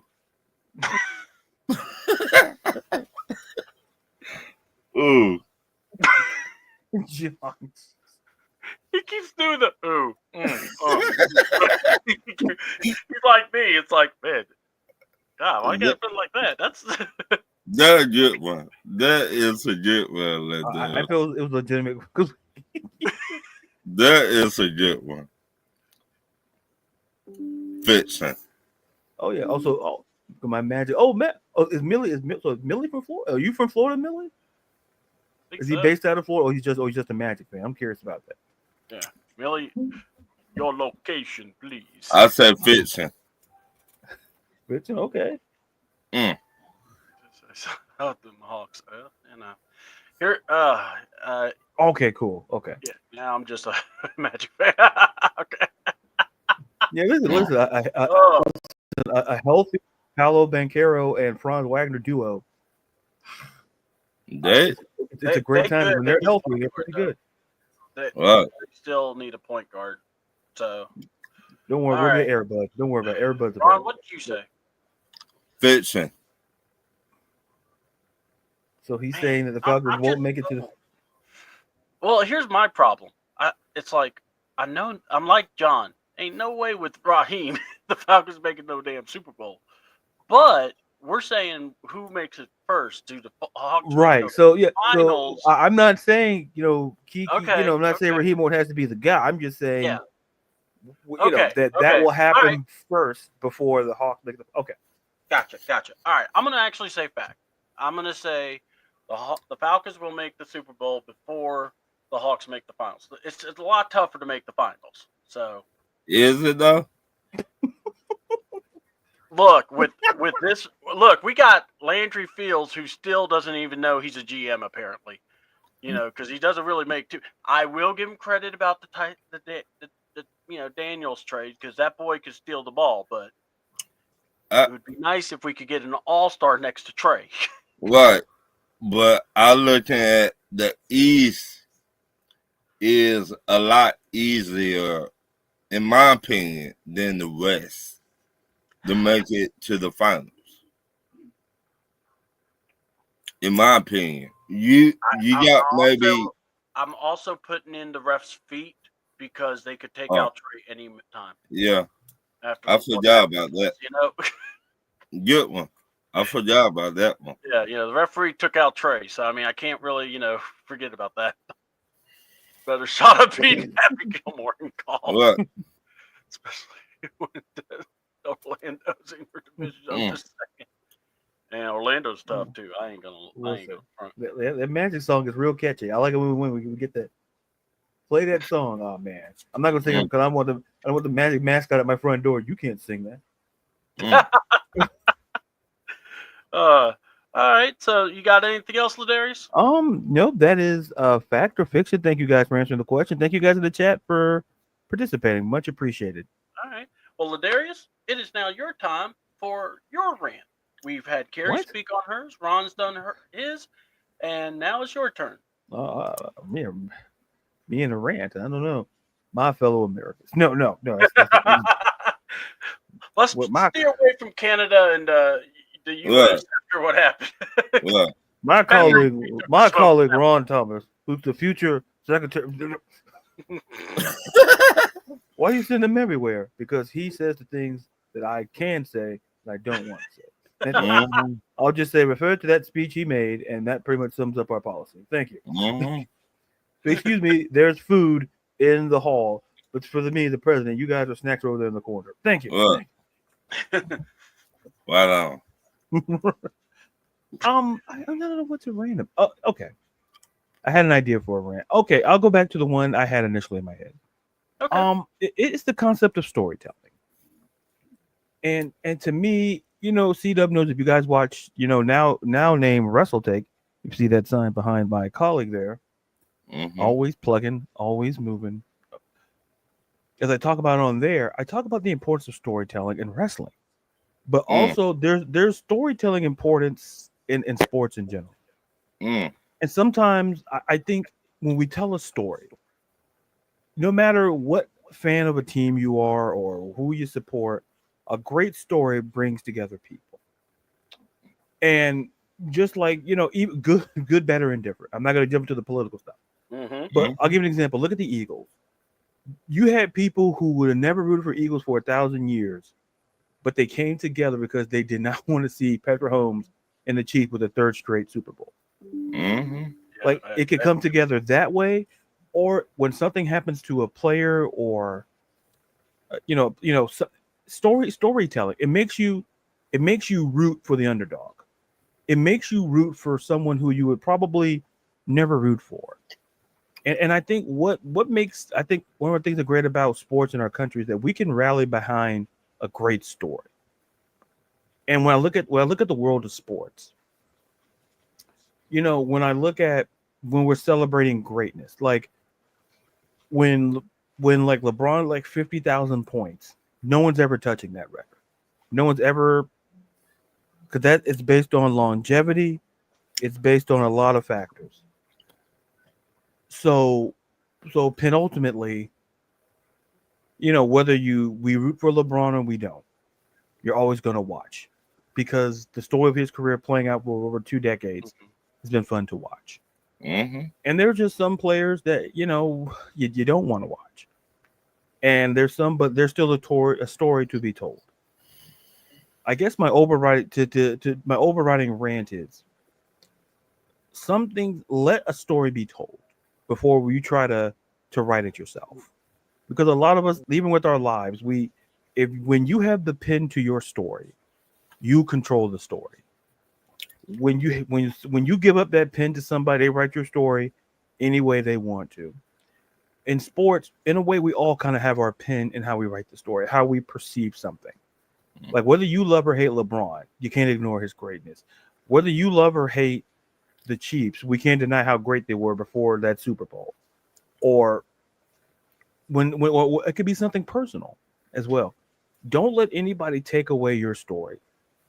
You keep your pen because if you give your pen to somebody, they write your story. And years later, you're like, well, that's not my story. That's why you watch certain documentaries, watch certain things. When people tell their stories, it's their truth. And I've always said this: you cannot tell somebody who's wrong when they're telling their truth. You can't say, "Oh, you're wrong," because it's their truth. We can argue about sky is blue and there's certain things what we can't argue about. We can't argue about certain things like how a story's being told. Well, who's telling the story?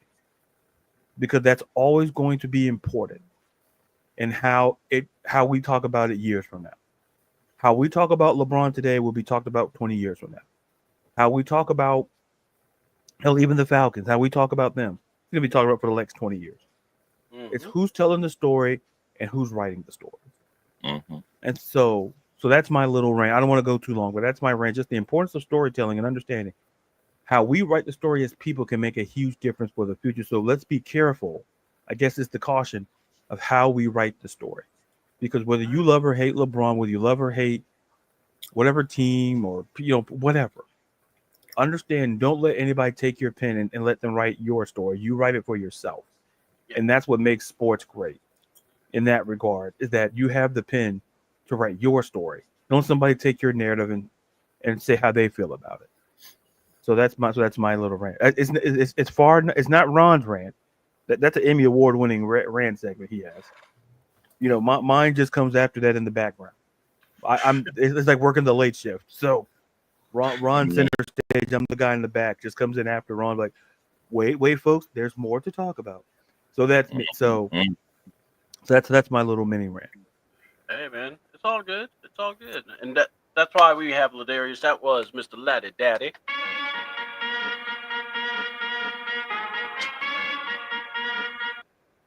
So yeah, that's Mr. Laddie Daddy. Want to say big thanks to Miss Carrie for being on the show. Also, big shout out to Ron for being here and LaDarius. You guys are my family. I love you guys. Big ups to y'all. Now it's time for CDouble's thoughts. Basically, where I wrap up the show and just tell you, what I've been cooking on. So here we go. And we'll answer that, Millie, in a second. So my thought is this: is we're looking at the draft. It's all part of the process.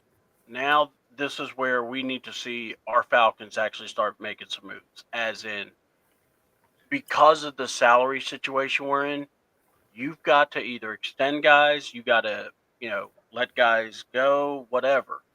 And we have to understand this. This is where we could say it's a business. It's not personal. You gotta do what's best for the team. Um, we talked about Grady being the face of the team. Well, you know, I could tell you that some of us will say, yeah, he's the face, but the success hasn't been behind him as much. Right. That's, and it's a valid point. My feeling is this: make the right moves, please, please get the right guys. Get, you know, if you're serious about contending, you need to make these moves and try to open some salary cap. And look, I'm not saying re-sign Drew Dahlman at all costs. I'm saying try to get guys that are going to fit this team. You don't need a whole lot of big names. This team is actually pretty good. You just need some guys that's going to be able to lead and kind of get these guys in line. Get a good experienced linebacker. Now the Eagles just re-signed Braun, so he's not going to be available. Right. So you got to at least look at what's out there. I know Justin Reed's available. The Chiefs Yeah. letting him go. I'm looking at we just talked about Darius Slay. Mm-hmm. I hope the Falcons can make some good moves that can help the team. But I'm also going to say this. This goes out to all Atlanta teams. All right, we got the Hawks coming in. Please win some games. Take these games. Do what you can to win. Let's get out of the play-in. We are Mr. Play-in, and I'm tired of seeing that. Trey doesn't need to be in that anymore. Let's move up. All right. LaDarius brought up how they should not look at trading Trey, and I say the same thing. But the problem is, people always want to trade him. And it's like, again, what do you want from him? This year, he's doing everything he can. And he's still, you got to have some guy to be there to help. So, you all are. Yeah, if you are. TF, you are.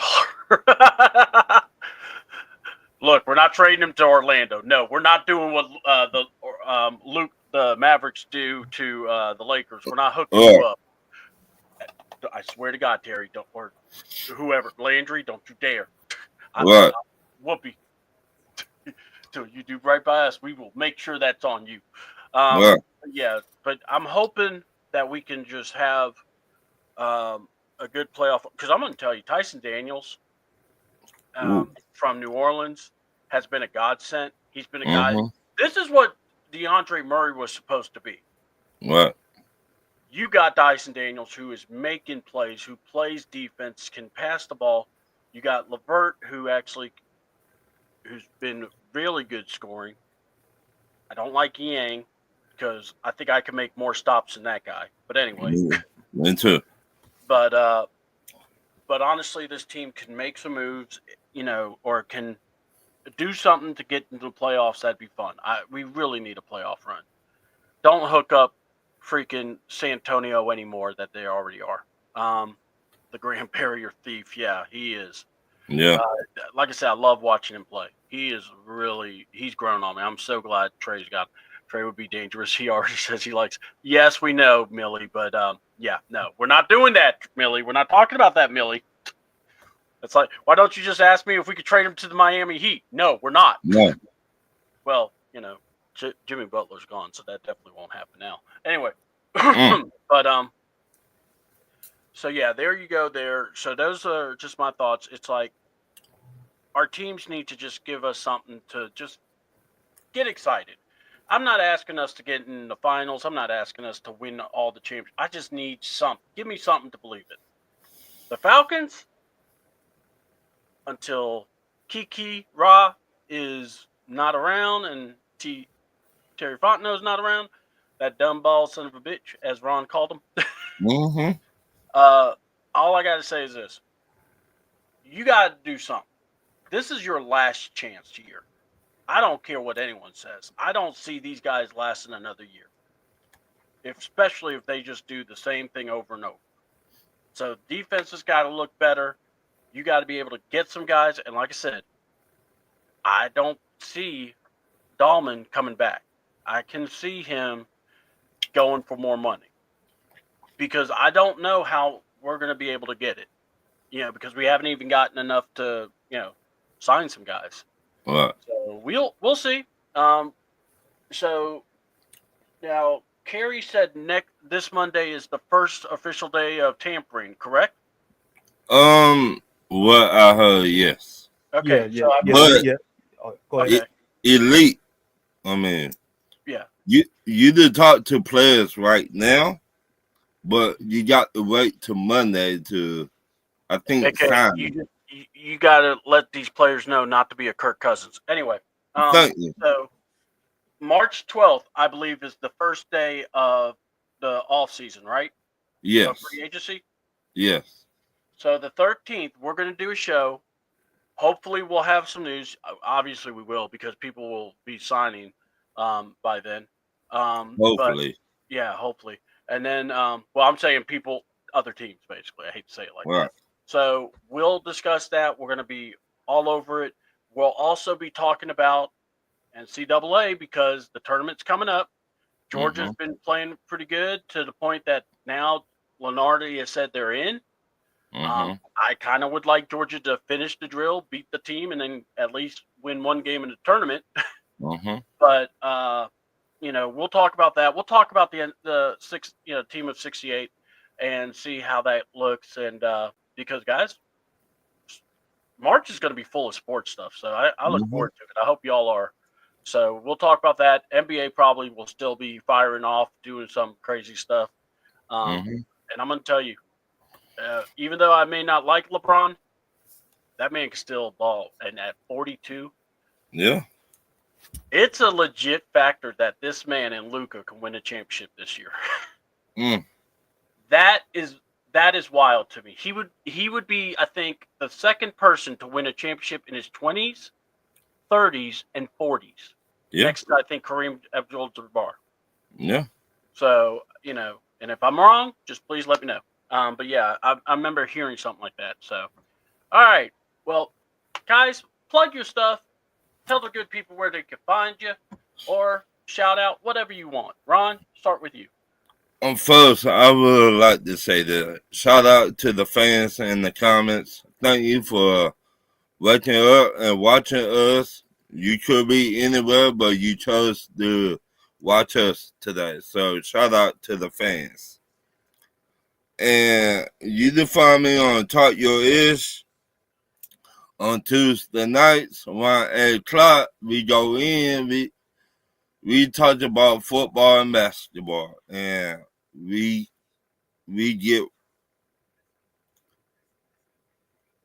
keep it 100 on that. So I'm not gonna. You can find me on the eye test Wednesday nights around maybe 10, 11, something like that. You can also find me on Pops and the Henry Brothers on Thursday nights around 8 o'clock, somewhere like that. Well, but that's it. So, all right, cool. Like and share the show, and thank you. Yeah, and guys, Ron is out there, so definitely check him out. He really does put his heart, especially Talk Your Ish. He's really a big factor there. Check out Ron's questions. Dennis is there. They have a good show, and Chocolate Girl's always around, so they do a good job out there. So mad love for them. And yeah, F the heat. All right, LaDarius, let's go to you. Shout outs and plug your stuff, brother. Just want to shout out. Put my mic down. Shout out to the chat, to all of you guys for watching. Millie, John, I think Sterling was in here. Just all of you who contributed. Much appreciated. Thanks to you, CDouble, Ron. Thank you so much, Carrie, as well. You can find me on Twitter and TikTok at LaDarius_Brown, LaDarius_Brown on Instagram. A writer and editor for Beyond Women's Sports. March Madness is around is here more or less with the conference tournaments taking place, and with the Selection Sunday around the corner.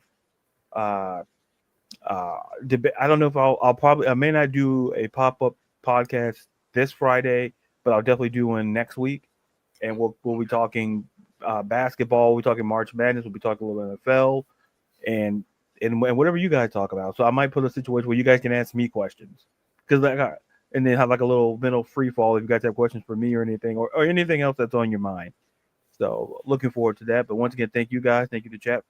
Great show. All. Hope you guys have a great rest of the day. All right, awesome. Before you guys leave, Millie did ask this, and I said we would address it because we were just doing our stuff, and I just remembered. So, best landing spot for DK. LaDarius, what do you think? And then Ron, what do you think? The best landing spot to me, I think of two teams. I think of the Chargers. I think of the Packers. If I were, given that, even though Devontae Adams is out there, I think I would lean toward DK. To me, if you ask me right now, one team, I would say the Chargers. Okay. What say you, Ron? It depends. Do he want to win a Super Bowl? Or do he want to get paid? Mm-hmm. Because we've seen players say they want to get paid and go to a bad team. But we also seen a player that said he want to win and go to Kansas City. Mm-hmm. So, to me, I don't never want them really good, but shout out to the Patriots. They got the money, they got the cap. What about the Patriots? But it go back to what I just said. Do he want to win Super Bowl? If he do, what about Pittsburgh?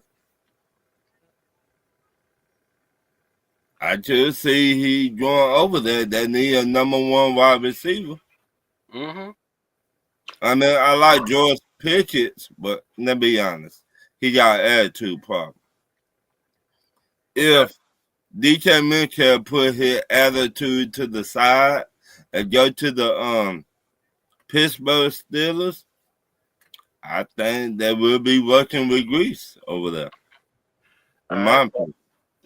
And LaDarius went and dropped out, but I'll go ahead and just say my thoughts. I liked his thought about the Packers and Chargers, and I like your thought about Pittsburgh. But the first team that popped in my head, Baltimore. Ooh. You give a strong coach. You have, I know there's been issues with Harbaugh where people are like, well, maybe he needs to be looked at. But look, one thing we all can agree, it would benefit Lamar if he had a legit number one. Mm-hmm. Put DK Metcalf on that field with him. Ooh. Along with Henry, along with Lamar, you have Zay Flowers. You would have, and you see the tight ends they got. Mm-hmm. Likely and Adam, and I think they're still there. So yeah. What? No. They finna let him go too. Okay, but so I was reading. So. Yeah. Just real quick, LaDarius, I didn't know if you heard. I'm gonna say the Ravens. I think the Ravens would be the best fit with Harbaugh, with Mumpkin as the offensive coordinator. You've got, Henry, Lamar. Lamar never has a receiver like DK. Ooh. Next to Zay Flowers, and this would be one of those. Hey, we keep getting close. We need to win it now. What? They could be a team to watch for. I mean, if not DK, you could look at Devontae Adams, but I think DK would be a fit, and the Seattle would not be trading in the NFC. What? Because I don't know. I mean, I'm thinking of an NFC team that could use them, and a team that pops in my head. Ooh. Yeah, go ahead. I hate their team. I really do. Mm-hmm. I don't want their team to win no more. Yeah. How about Dallas? No, I don't think Dallas would. I think too much up in the air with them. You have CD Lamb already. But and my thing is this: I think if you get DK Metcalf, a team that could really benefit. Heck, the 49ers, because they already let Debo go. Well, but They then that's in division, so no. right. You don't want to Yeah, I know. trade in your I just division. thought of that. Right. Shoot. How about guys? What if the Falcons trade Pitts to Seattle and we land DK Pitts? I don't know. I I don't know if Seattle would do that. I mean, see that issue right there because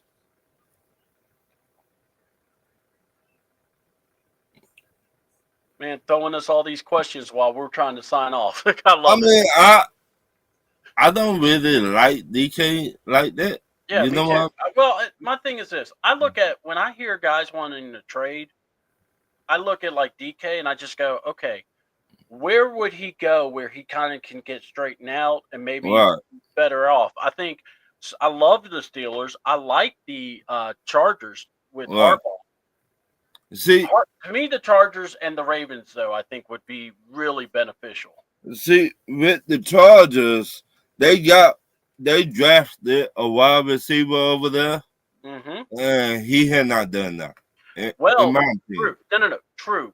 But now think of DK being there. You have Ladd on the second, and then that Quentin Johnson. I think that's the guy you're talking about. Yeah, that's who I'm talking about. Now you have a different feel of it, and the pressure's not as much on that guy, and you could work more with DK and Ladd because Ladd's going to be Ladd gonna really help him out. I wish we could have got Ladd, to be honest with you. I like it. But that's another story for another day. What do you think? I can see that now. Yeah. What do you think, LaDarius? From a financial standpoint, I don't see how you can pull it off. To me, I think if I've always said this: if we move from Kyle Pitts, which if we do, there's other options to go to for teams. To listen, teams need tight ends, and there's only 2, maybe 3 that you would get in the first. I still lean the 2 with Colston Loveland from Michigan, and I can't think of the name off the top of my head, but there's 2 of them. And you got an Arroyo from Miami is very interesting there as well. And one from Penn State. Yeah, for Tyler Warren. I got it in my head now. Tyler Warren and Colton Love. Those are the 2 guys projected first rounders. So there's a team that could be looking for tight ends. Right. So I would look at Seattle fits that to a T. But the question is, how would given our cap situation, could we even get a DK Metcalf? Yeah, that's the question, because Seattle's the team that needs a tight end because it'd be an upgrade from Noah Fant. But the question is, how would getting DK Metcalf, how would that look? How offense would be fantastic, but our needs are on defense. Yeah, so there could potentially be picks or something on the conversation we could send to get back from Seattle, because Seattle could get picks back from when they trade DK Metcalf. So it could kind of work in that roundabout way. Right. I'm open to making a deal with Seattle if we're trading for draft picks with for Pitts. Not really wanting DK. For us, we don't. It's not that we don't need them. Like LaDarius says, our needs are more defensive. If we're talking about getting one of their linebackers or getting Kobe Bryant that plays for safety there, okay, we could talk. But I wouldn't. Yeah, what I would love to do is get Darnell Washington from the Steelers as like a backup tight end / fullback. Right. Now you're talking. Oh, just you can work a deal or something, But yeah, I would love to get someone like him because he would be somebody that you could do and get involved. And I'm like going, dude, could you imagine, that big guy being a red zone target too? Right. But yeah, I'm just saying.